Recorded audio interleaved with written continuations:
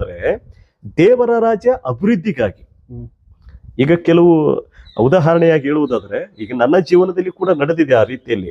ಈಗ ಕೆಲವು ಸೇವಕರು ಸೇವೆಗಾಗಿ ಆಸಕ್ತಿಯಿಂದ ಪ್ರಾರ್ಥನೆ ಮಾಡಿ ಯಾವುದೋ ಒಂದು ಊರಿಗೆ ಸೇವೆಗೆ ಹೋಗ್ಬೇಕೆಂಬುದಾಗಿ ತೀರ್ಮಾನಿಸಿ ಸೇವೆಗೆ ಹೋಗ್ತಾ ಇರ್ತಾರೆ. ಹೋಗುವಾಗ ಜೋಬಲ್ಲಿ ಕೈ ಹಾಕಿ ನೋಡಿದ್ರೆ ಅವ್ರ ಜೋಬಲ್ಲಿ ಹಣನೇ ಇರೋದಿಲ್ಲ. ಈಗ ಹಾಗಾದ್ರೆ ಅವರು ಈ ರೀತಿ ಸೇವೆಗೆ ಹೋಗುವಾಗ ಹಣ ಇಲ್ಲದೆ ಇರುವಂಥದ್ದು ಅನೇಕ ಪರಿಸ್ಥಿತಿಗಳನ್ನ ಅನೇಕರು ಎದುರಿಸಿದ್ದಾರೆ.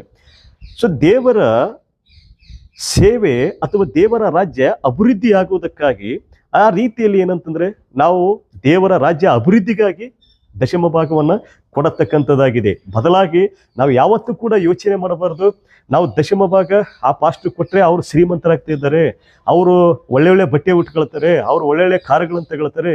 ಈ ರೀತಿಯಾದಂಥ ಈ ಕೆಟ್ಟ ಆಲೋಚನೆಗಳಿಂದ ನಾವು ಹೊರಬರಬೇಕಾಗಿದೆ. ಯಾಕಂದ್ರೆ ಇದು ಲೋಕ ಜನರ ಆಡ್ತಕ್ಕಂಥ ಮಾತುಗಳಾಗಿದೆ, ಸೈತಾನನಿಂದ ಪ್ರೇರಿತವಾಗುವಂಥ ಮಾತುಗಳಾಗಿದೆ.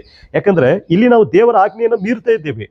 ಅವರು ಶ್ರೀಮಂತರಾಗ್ತಾ ಇದ್ದಾರೆ, ಪಾಸ್ಟ್ರು ಅವರು ಒಳ್ಳೊಳ್ಳೆ ಬಟ್ಟೆಗಳನ್ನ ಹಾಕಿಕೊಳ್ತಿದ್ದಾರೆ ಅಂತ ಈ ರೀತಿಯಲ್ಲಿ ಹೇಳುವುದರಿಂದ ಏನಾಗ್ತಾ ಇದೆ ಅಂದ್ರೆ ದೇವರ ವಾಕ್ಯವನ್ನ ನಾವು ಅನುಸರಿಸುವುದರಿಂದ ದೂರ ಆಗ್ತಾ ಇದ್ದೇವೆ.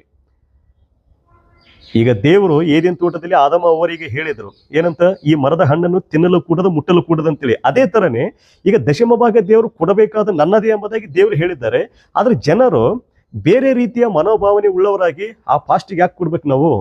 ಈ ರೀತಿಯ ಒಂದು ಲೌಕಿಕ ಯೋಚನೆಗಳಿಂದ ಲೌಕಿಕ ದೃಷ್ಟಿಕೋನದಿಂದ ನಾವು ಒಂದ್ ವೇಳೆ ಆಲೋಚನೆ ಮಾಡೋದಾದ್ರೆ ನಾವು ಕೂಡ ಒಂದು ಕಡೆಗೆ ಏನಂದ್ರೆ ದೇವರ ಆಜ್ಞೆಯನ್ನ ಮೀರುತ್ತಾ ಇದ್ದೇವೆ ಎಂಬುದನ್ನ ಅದು ಸೂಚಿಸುವಂತದ್ದಾಗಿದೆ. ಸೊ ಆದ್ರಿಂದ ದಶಮ ಭಾಗ ಯಾಕೆ ಕೊಡಬೇಕೆಂಬುದಾಗಿ ನಾವು ನೋಡುವುದಾದ್ರೆ 3 ವಿಷಯಗಳನ್ನು ಹೇಳಿದೆ. ಮೊದಲನೇದಾಗಿ ಅದು ದೇವರಿಗೆ ಮೀಸಲಾದದ್ದು.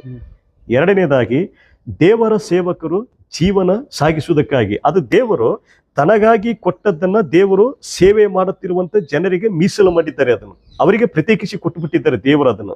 ಮೂರನೇದಾಗಿ ದೇವರ ರಾಜ್ಯ ಅಭಿವೃದ್ಧಿ ಆಗುವುದಕ್ಕಾಗಿ ನಾವು ದಶಮ ಭಾಗ ಕೊಡುವಂತವರಾಗಿರ್ಬೇಕು. ಸೊ ಆದ್ರಿಂದ ಈ ಒಂದು ವಿಡಿಯೋದ ಮೂಲಕವಾಗಿ ಅಥವಾ ಸಂದೇಶದ ಮೂಲಕವಾಗಿ ನಾನು ಹೇಳುವುದೇನೆಂದ್ರೆ, ದಯವಿಟ್ಟು ಈ ದಶಮ ಭಾಗದ ಕುರಿತಾಗಿ ಚರ್ಚೆಗೆ ಆಸ್ಪದವಾದಂಥ ವಿಷಯಗಳನ್ನು ಯಾರಾದ್ರೂ ನಿಮ್ಮ ಜೊತೆ ಮಾತಾಡುವುದಾದ್ರೆ ಅಥವಾ ಶೇರ್ ಮಾಡುವುದಾದ್ರೆ ದಯವಿಟ್ಟು ಅಂತ ವ್ಯಕ್ತಿಗಳ ಸಾಹಸಕ್ಕೆ ಹೋಗಬೇಡಿ.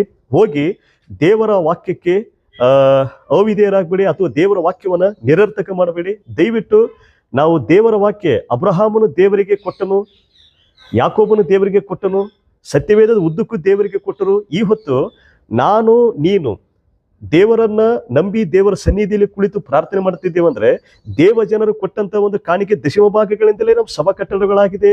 ಮತ್ತು ಅನೇಕ ಜನರು ರಕ್ಷಣೆಗೆ ಬಂದಿದ್ದಾರೆ, ಮತ್ತು ಅನೇಕ ಜನರು ದೇವರಲ್ಲಿ ಹೊಸ ಹಾಡುಗಳನ್ನು ಕೂಡ ರಿಲೀಸ್ ಮಾಡ್ತಾ ಇದ್ದಾರೆ.